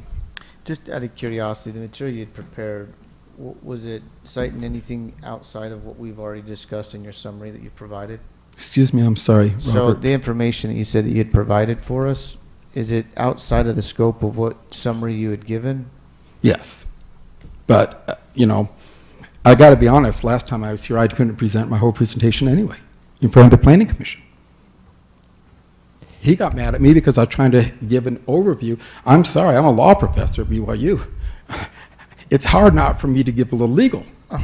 And he cut me off. You probably read it. And he said, you have 7 minutes. And then I said, really, where in the code does it say that? Because LUGMA does not say that, as you all know.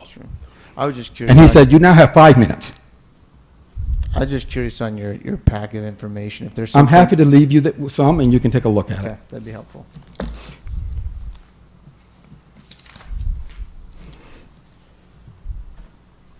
Decided to do hard copies just because there was an issue about whether you could use, even here when they said you can't use our sheets. Right. So just trying to be careful. If that is what was provided as a presentation, Jeff, that was included as. No, this is a new presentation. A new one. Yeah, thanks. It's dated today. Today.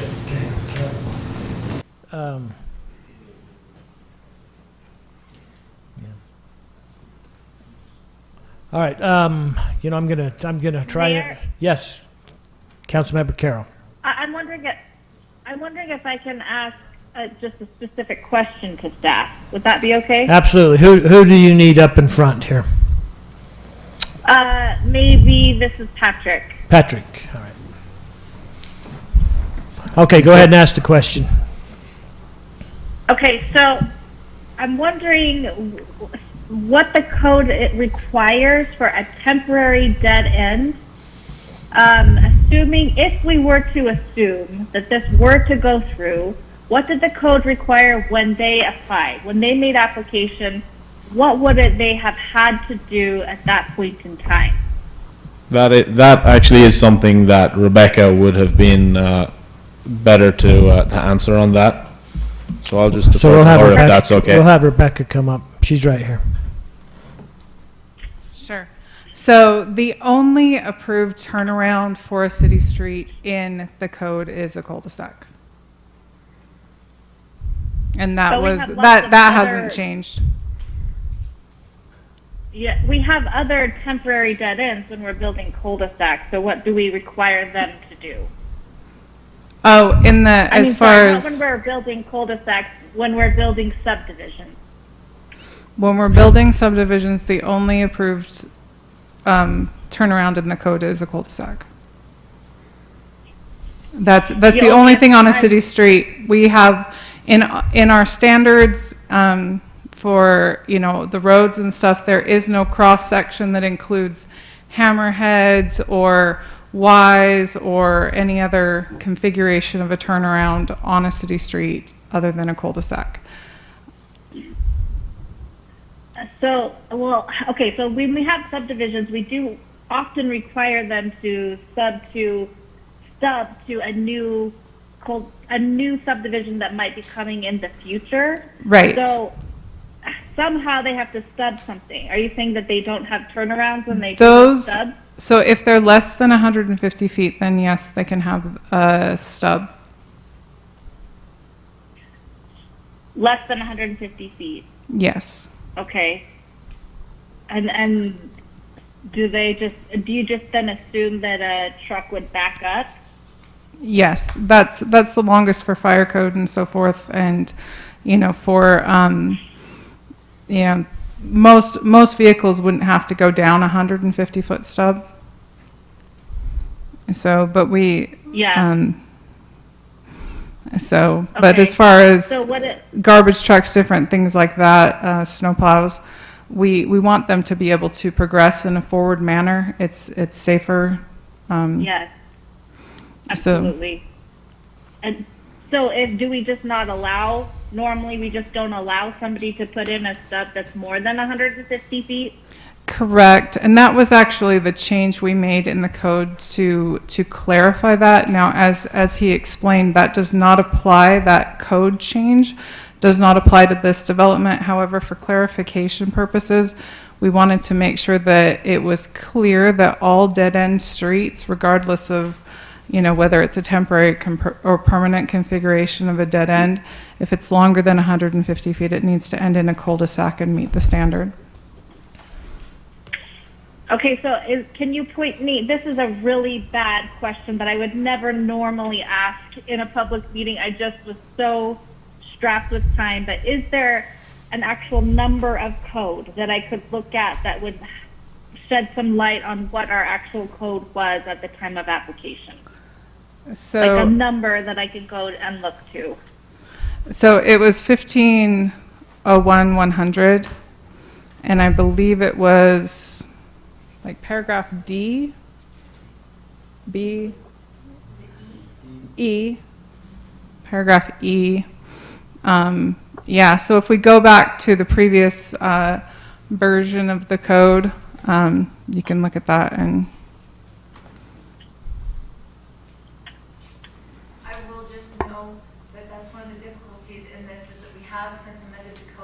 not amended as a result of this. It was actually amended as a result of another development that had come through, and council asked us to amend the code. While we were cleaning up that section of code, we cleaned up a number of other issues. That resulted in a slight change to the language that impacted cul-de-sacs. It was not a direct result of this application in any way. So, just want to put the code aside for a second, understand the intent behind it, if I can. We're coming back and saying, hey, we would prefer a 96-foot cul-de-sac. One, because fire feels better with a 96-foot cul-de-sac because it's inside the International Fire Code. So just to clarify the history, the discussions that were had back in July of 21 were based on the PUD concept. At that time, we also said that they needed to, he brought up the issue of connecting to adjacent properties. We actually had the connection to the property to the south and to the north, which would mean that the cul-de-sac, you put a cul-de-sac potentially on the north side of this property, and then it could connect with a future road to the north, and then it also connected to the south, and then in that way did not break the cul-de-sac length issue. That was what was brought up back in. Okay. So just out of curiosity, I think I heard you say the preference is a cul-de-sac because you're forward-facing, turning around. Is that kind of it? That Everything's for a in front of safety you? issue. So living in a cul-de-sac for, the last 18 years. Before the one that I live in now, I lived on one on 250 South. That one's interesting, how 250 South got approved in that cul-de-sac. It's not a full cul-de-sac because the property owner there has a gate that goes about a third of the way in. You might want to speak into that Sorry. so Councilmember Carroll can hear. So that's an interesting cul-de-sac to me, and I doubt a fire truck could get in there and turn around on 250 East cul-de-sac. The other cul-de-sac issue that I have too is the garbage truck would never do a full one. It would go in and it'd pick it up. And even with a fully developed cul-de-sac that I live in now, the snowplow never turns around in our cul-de-sac. It always backs up, hits it straight into the Christensen's, backs up and does kind of a Y figuration and goes out. the garbage truck, very rarely does it ever go in a full circle, because you have cars that are parked and people put their garbage cans out all squampus, if you will. It's never on that perfect radius to be able to hit it to where that arm can come out, grab the garbage, and dump it. And I've taken note just in the last 10 years, because I keep hearing about the cul-de-sac and the need for it over and over again. And I think it's great when we look at designing it, but in practicality, living in one, I don't see it happen a whole lot. I see more backing up than I see full turns taking place inside of it. So as I look at that, I am more apt to say I would love, I like the idea of a hammerhead connection. I can remember clear back to when we were serving with Heidi Rodebeck, and we talked about that trail system going all the way up. We discussed then a road going all the way through all those pastures. We've always talked about a road going all the way through. As far as I remember as a council member and talking with staff. Now, I know we've had some turnover engineers and things of that nature, but I don't like what we have there at the Star Mill, where we're going to have these bubbles of temporary cul-de-sacs all the way along, all the way up. I just see that being a bad use of land, quite frankly, that's going to require more maintenance, more cost for the city. When you go to redo your road, you're going to have more asphalt to have to maintain. I love the idea of a hammerhead concept. To be honest, I'm more apt to the original one that kind of had the T concept at the very end. Now, that's just my personal preference, putting code aside and just looking at practicality of what the development, in my mind, ought to look at. Now, coming back, from what I understand, the issue being is this 400-foot requirement that we have inside of our code. Is that what's really hinging up upon the hammerhead being able to be used or not used? Is the 400-foot requirement? I was just going to say, so there's two parts to it. One is the cul-de-sac, that there is no other turnaround in the development code. Now, like they said, in the fire code, there's various other things, and you've read the minutes and the different examples of things that are allowed in the fire code that aren't in the development code, but it's not an or situation, it's and. And so that's one issue, and then the other issue is the 400 feet. Okay. And also, we did, give an option for connecting to 700 South, because we're bringing that road across right now to the south of this, and we did bring that up, and we were told by the developer's engineer that they did not want to pursue that. So as I take a look at it, knowing that we full well have the authority to change the code, and not saying that we do that tonight, nor could we do that tonight, but looking at this development's going to continue north for, gosh, I don't know how many more blocks. Can I interrupt on that? Because I keep hearing that, and as a landowner on that side of the road who owns to the north of this, it is not going to continue north. So if we're making decisions, let's make decisions based on this project, not on the future project of selling or buying my land or the neighbor's land, who apparently have said that they're not going to sell it. I think so that the notion that we as a council are going to make a decision based on the development of somebody else's property, that landowner has the same rights that these landowners do to their land. Totally agree. And they should be able to do their land on their land. If it doesn't fit, it doesn't fit. We'll make it work within what it does fit within the code. But to suggest that it's going to continue north, it will not. I'm telling you right now. And I don't mean to offend you if I had by that, Well, I've but heard it about 10 times tonight. but that is our job. Is as we take a look at it, we have master plans where we look and we draw roads through people's lands all the time, and people come in and get upset and say, "I'm never going to develop." Right? I mean, that's just the sticky part about development.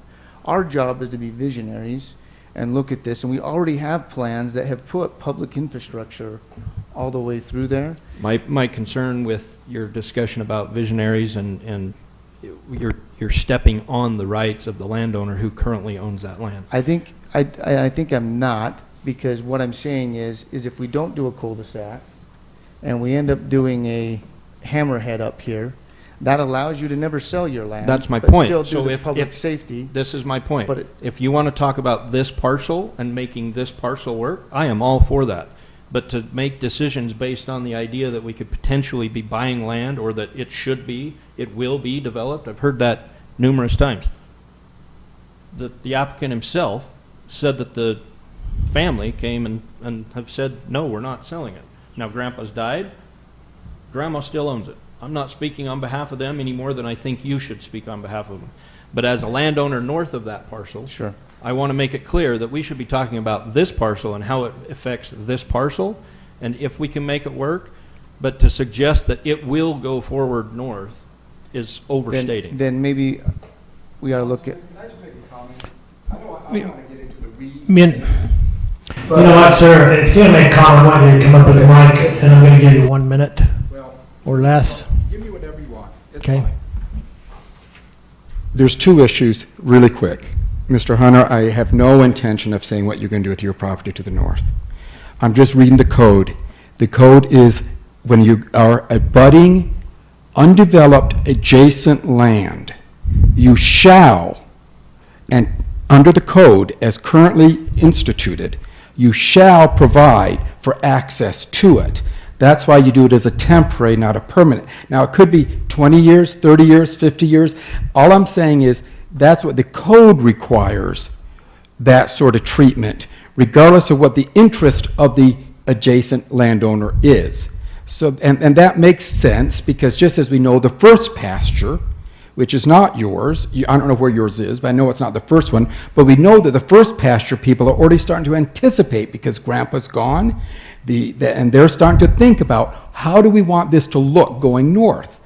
And that's why the code contemplates it. That's the only point I'm making, Councilman. Thank you. Thank you. so as we take a look at this, I just am more, and this may not be the only one that we have in town, right? This is infill development, where we're coming in, and the attorney did a great job in describing development on both sides. And that's tough when you're the last one to come in. I just wonder if we shouldn't give some consideration in the code, whether there's ambiguity or not, to looking at the hammerhead option. If it's not in our code, I would, as one council member, be open to looking at changing that in the code. That would pause us to table and look through things, but I'd rather clarify that than just making a decision based on city code says this, international fire code says this. So, yes, I'm interested in what other council members' thoughts are, at least as for uses of a hammerhead in situations like this. So I'll jump in. I have a hard time delineating our code and our adoption of the International Fire Code and how those two come together. If the International Fire Code says that a hammerhead works, and we adopted the International Fire Code as part of our code, or how we follow that, then how do our code then supersede that? Legitimate question, not a... No, it's a very relevant question. Just to clarify, that our code states that the International Fire Code is adopted as the fire code for American Fork City. We have a development code that governs the development of the city. The fire code is essentially developed to determine fire safety elements. Can you give us an example? I mean, I think Well, I think this is a prime example. Yeah, this is. The idea that there's no dispute that the International Fire Code allows for cul-de-sacs and hammerheads. Those are two permitted turnarounds in the fire code. Our development code specifies cul-de-sacs as the turnaround for the city. And I think too, as I think about it, as I read, I think there was a couple examples of pipe. The pipe in the International Fire Code can be several different kinds of pipe. Our development code specifies ductile. We specify a certain fire hydrant. The International Fire Code just it says hydrant. So we get a little more granular, more specific to our area, our climate, where the International Fire Code is a little bit more broad-based. So. I wasn't finished. So as we go through now and we look at this, I'll go on record as, you know, I agree with Councilman Shelton. I think a hammerhead. I think the mid-block cul-de-sac is stupid, but, you know, that's me. I've lived in a cul-de-sac for over 30 years now, same cul-de-sac for over 30 years. I was the house at the end of the street that got the snow when the snowplow came. It was the greatest day of my kid's life because that was an additional sledding hill. So I don't like those. I think a hammerhead is the way to go. There's a couple things I don't like, and I'm just going to say it. And I'm sorry, Jeff, I don't know your last name. Walker, Mr. Walker, I hate your approach. But I understand your frustration. Anytime anyone drops a lawsuit threat on me, I'm pretty much done talking. But I understand your frustration, and it's frustrating to me too. And if everything that has been said is accurate, then I'm just as frustrated as you are. I think we lack civility sometimes in this process, and I've been down this road, as David can attest, multiple times, and I have been wrong more than I have been right, as I've spoken to him about these things. But the continual coming back for approval, having things change, and then going back out is similar to what we've already discussed at one time tonight. That is frustrating to me. I have absolutely no skin in this game. I have no money invested in any of this, but that frankly just bugs me. I'm bothered by that. I know time is what it is, and I meet time deadlines, nasty deadlines every day in my job, and what I have to do is own it. And so those things are frustrating to me. I think we can get through this. I don't need to know what's being developed to the north. I do believe it will be developed to the north, and I've heard several people, including you, Ryan, say my land will never be donated, my land will never be developed. We've heard the Christensen boys say hell will freeze before there's anything comes over the Christensen farm that's south of 200 South down there. I've heard it a lot. You know, never is an awfully long time, and we have to be able to plan and look forward to this. I would like to go forward and see that this is approved. I would think that a hammerhead will work. We've switched on this from an 84 to 96, unless someone from staff wants to help me understand why we did that and the reasonable. That was not the case. I would love to be able to hear that. Rebecca, be honest here. Hey, sir, you're not being asked. So I will explain what the conversation was at that time. We had looked at creating some sort of a cul-de-sac that would be less something that would have to be dropped in the future. You know, so our regular cul-de-sac standard has, you know, the 96 foot, it has then park strip and sidewalk. And so what we had looked at was, and we had given the example of in Lehigh, they do these temporary cul-de-sacs. We never said, here's the width that would be allowed. It was just, you know, here's something that may be an idea. Again, at the time, we were looking at connecting to the south, and it was also a PUD. There's some, you know, issues with that they didn't actually meet the PUD requirements, and so that was all happening at the same time. So there was never, hey, 84 feet is all you need. This is what you can build. It was just perhaps we could look at something that has a certain amount of hardscape, and then that's put in some kind of an easement that then is part of the front of the properties, and the sidewalk, different things like that would not be outside of that. So that's what we were showing them as far as what was in Lehigh. It was never, you know, hey, 84 foot is enough. And Rebecca, then just out of the curiosity. 96 foot was what was required for the fire code. And so, you know, they came back, you know, they had come back with the 84 foot because that's what some of the stuff in Lehigh had been, but there was never any, like, this didn't meet the standard, so we were trying to, you know, again, we were trying to find a way to work with them and try to deal with it, but that was part of the PUD, and that was not part of what the current application is. Okay, so I appreciate that explanation, Rebecca, but the problem that I have with this is if I didn't want someone to go look at that, I would never cite an example of that. And that, you know what, well, I'm not here to argue with you. I'm not here to side with them. I'm trying to be an arbiter, be right in the middle on this thing and be able to understand, but I have a difficulty with that. I really do. And good deeds never go unpunished. Yeah, you perhaps. know?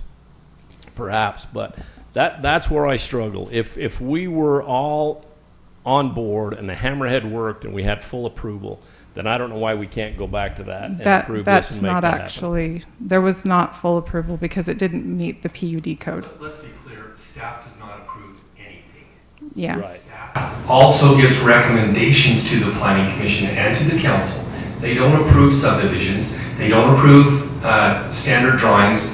That's what the mayor and council do. So, As you guys But mayor and council aren't going to do that without the educated people making those discussions and passing those to us. I don't take engineering drawings and think I know more than the staff. Not one single time do I do that. That's why when subdivisions come forward to the council or to planning commission, staff points out where it doesn't meet the code.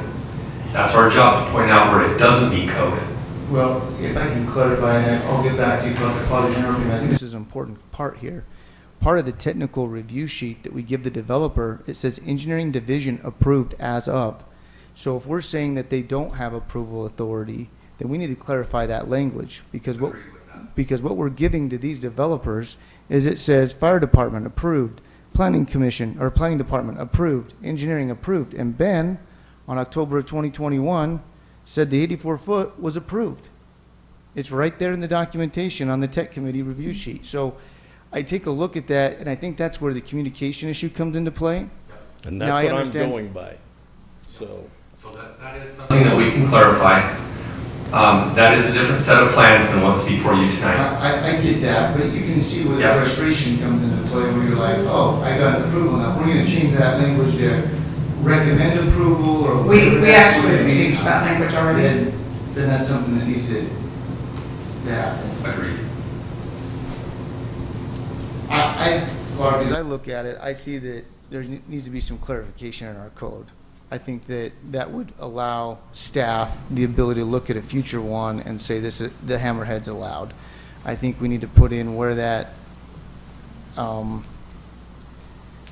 in situations like this, interblock developments, whatever we want to call it, I would rely upon staff to come up with that language with their professional opinion, but I would love to table this, come back, and look at that language, change it, and then take up the application again at that point. But I don't know what the rest of the council's thoughts are on that.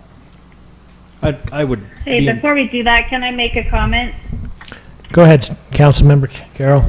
Sorry, I apologize for interrupting. I You're can't fine. even tell when I am, so I'm sure I am interrupting. But I'm struggling a little bit because I'm still not exactly clear where we are saying they don't meet the code.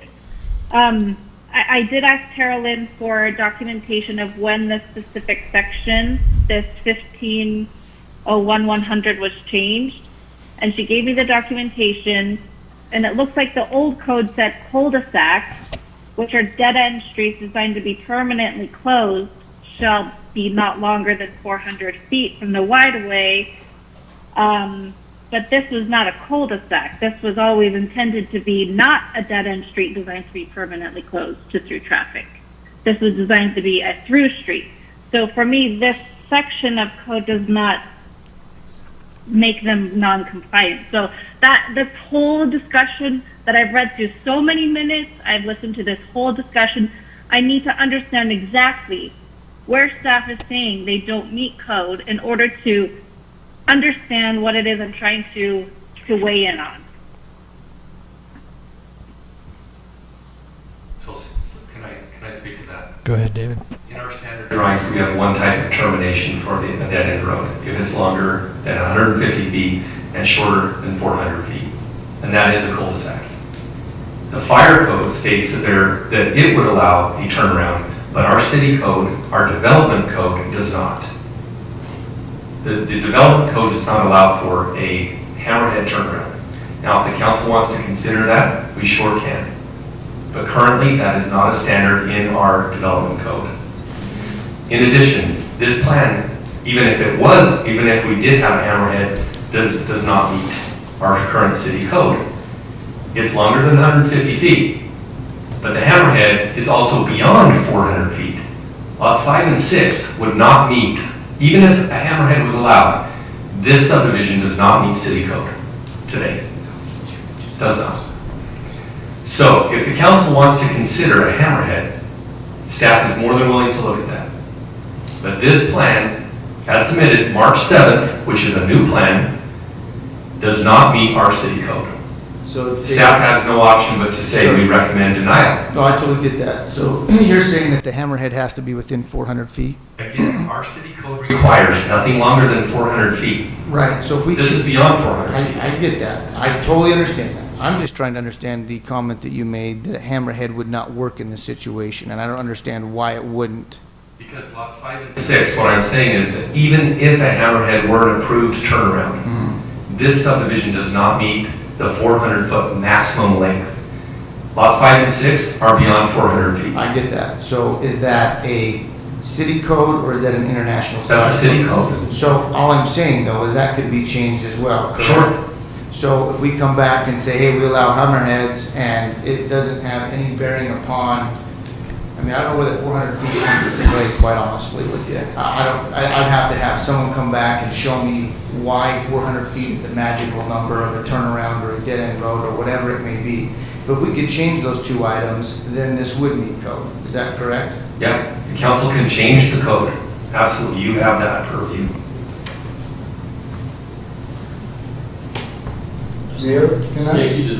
Stacy, are you clear now on that?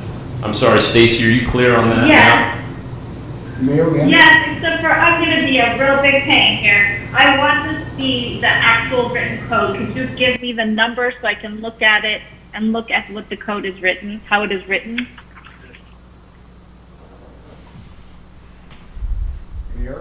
Jeff, have you got the number that she can refer to? It's in my presentation material. Okay. I believe. Sir, I'm not asking you to come up. I want to make a comment. I think, Stacy, if I can just answer your question, I think it's section 15103.1, and that's the one that gives a table about the 400 feet from what I'm seeing in the notes, and then you got 15.01.110E, which I think you've already referred to.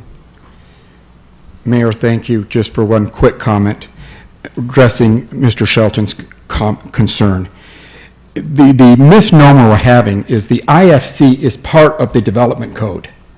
It's expressly adopted within the development code. We're trying to treat like these are apples and oranges, and we're trying to combine them.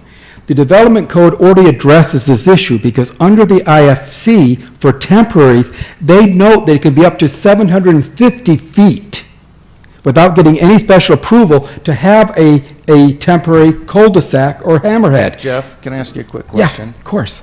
I know sometimes it's a matter of getting caught up in the moment of things.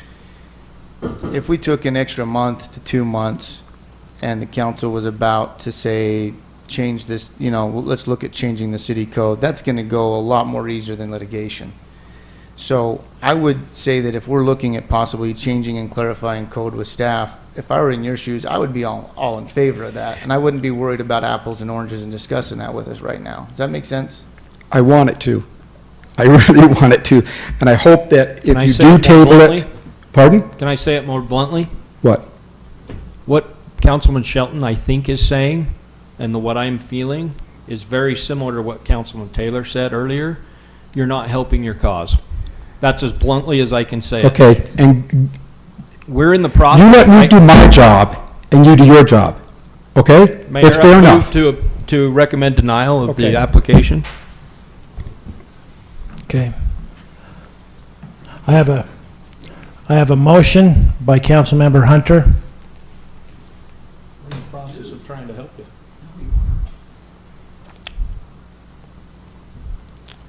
Do I have a second? Okay, motion dies for lack of a second. Mayor, I'm going to make a motion that we table this issue and ask staff to look at bringing back some recommendations based on the comments that Councilman Taylor and I have made, and any others that any other council members want to make, but we can look at the clarification language inside the city code. Stacy, I'm hoping at that time that allows us to look at specific language. I don't know if looking at it tonight's going to do us any good, but I think maybe tabling at this point and coming back with some fresh eyes in a work session in the next 45 days would be helpful. So that's my motion. Mayor, I'd second that. Mayor, if we have a work session, can we involve the planning commission? I think you need to hear from all of those folks also. You know what, I'll talk to you about it later. I won't make a commitment to that, but I think this is, you know, it's a hot button item. There's no question about it. Emotions are high. It seems relatively simple, but then, you know, so I have a motion and a second. Clerk? I would just like to add to that motion the clarity that I need. Clearly, I am the least of these in terms of intelligence, probably in this room, this city. I've got to understand the fire code, because this is not the first time this has come up. This is not the first time that we have said, okay, the fire code is, we subscribe to that. I think it was when we were embroiled in the beauty behind Boss at GM down there. when we were Permeable talking about- concrete was the other Yeah, time. and fire code, what fire code would allow, and what I would love as a part of this, not contingent on this. I think if we straighten up the code and we're able to do what Rob suggested, that's great. I would really love to know, though, how we handle that, because that's an argument that I haven't heard for the first time. I've got a motion and I've got a second. I'm gonna call for a vote, but I'm gonna keep this open because I do want some comment. So, I have a motion and a second. Again, Councilman Shelton, would you just restate that motion? Oh, boy. I guess it's on the record, Sure. right? I mean- I'm just going to ask for a work session in 45 days to be able to review the issues that have been brought up here tonight and possible change to our code. I'm going to table this item till after we can have that work session discussion. Does that summarize what I said before, or am I contradicting myself? All right, sounds good. A motion by Councilmember Shelton, second by Councilmember Hunter, and I'll call for a vote. Councilmember Shelton? Aye. Councilmember Taylor? Aye. Councilmember Hunter? Aye. Councilmember Carroll? Aye. Okay. All right, so it's tabled. So David, can you just summarize a little bit? I mean, I had a good talk with David about this a few days ago, and he explains it to where it's a lot easier than I can explain it. So how we have a bit, and we have our chief back here too. And when we have so David, why don't you go ahead and summarize how the International Fire Code and our building code work together and separate at the same time? Yeah, they definitely work together. Paramount is safety, right? And that's where the fire code steps in and says, okay, in order to provide adequate fire protection, these are the things. However, in that fire code, there are a lot of things that may be allowed in the fire code that are not allowed in our development code. So they work together, but they're not the same. We haven't adopted the fire code as our development code. Our development code is separate. Our development code, it describes how we build roads, how we install certain pipe, what kind of fire hydrants we use. All of those things are in the development code. They may be contained within the fire code as well, but they work together. So it's not a one or the other. It's a both. Both. And that's my hang-up then. So again, I'm not understanding, because if it is both, that's where I'm having the hang-up. So we stipulate that we accept the IFC in terms of one of the 5 methods. We choose the 96-foot cul-de-sac radius and not the hammerhead and not the Y. Do we have to stipulate those things? We do not. Again, as we started out, the fire code is adopted as the fire code, not as the development code, and that's the difference. The fire code is the fire code. We adopt it as the fire code. We don't adopt it as the development code. So in our development code, we say that we do not allow hammerheads. In our development code, only one turnaround is approved, and that is a cul-de-sac. 96-foot cul-de-sac. Right. Chief, go ahead. Yeah, so Mayor, just to be simple, the fire code is minimum in every city. That's a minimum standard. Any city can go more aggressive, more restringent, but the development code, like David's saying, work together. Same with the building code. They're not identical, they support one another, but you gotta meet all of them. That's as simple as I can put it. The fire code is minimum. Every city has a development code and a building code. They work together. But like David's saying, I've said in the planning commission, there's plenty of examples. The fire code is the minimum, so they say spacing of hydrants got to be this far apart. That's it. But the development code says what kind of fire hydrants. For us, we want waterous, because we have the parts, the water department has the parts to fix those. We can't just let some developer come in and put a Kennedy or something that we're not used to training on and fixing. So that's where they work together, but they're different. So building code, development code, fire code, all support one another, but every applicant has to meet all of them. If I could just add some clarity or something that I would like some help with as well, kind of along these same lines, is we have all these different building code, you got the international fire code, you also have other different federal regulations that exist out there, right? And every time I've heard in the past, and this would be a great question for legal counsel, that, hey, we're going to pass something that's different than the international fire code or something that's different than this federal regulation, we have to have some kind of documentation as to why that would justify us going against the professionals, the albeit powers that these bodies have. The most recent one I'm thinking of, David, is when we looked at the school crossing lights. He said, hey, federal regulation says it's got to be this far. We were further off because of electricity access. Neighbor wanted to keep it farther. You said, hey, if we get sued, we've got to have a reason why we changed from the federal regulations that did all this research and everything into it. In my mind, similar things with the building code or the fire code. So as we look at preparing it, I guess if we're deviating from those things, I'm hoping there's good reasoning behind it. So if we do get caught up in litigation, we can be able to justify the reason why we've adopted that. Does that make sense? Okay. All right. We're on to item number 10. Do I have a motion to adjourn? So moved, Mayor. I have a motion by Councilmember Hunter. Second. Second by Councilmember Sheldon. All in favor say aye. Aye. Any opposed? Okay, Councilmember Carroll, we'll let you get back to your vacation. Thank you for participating. Thank you. Thank you.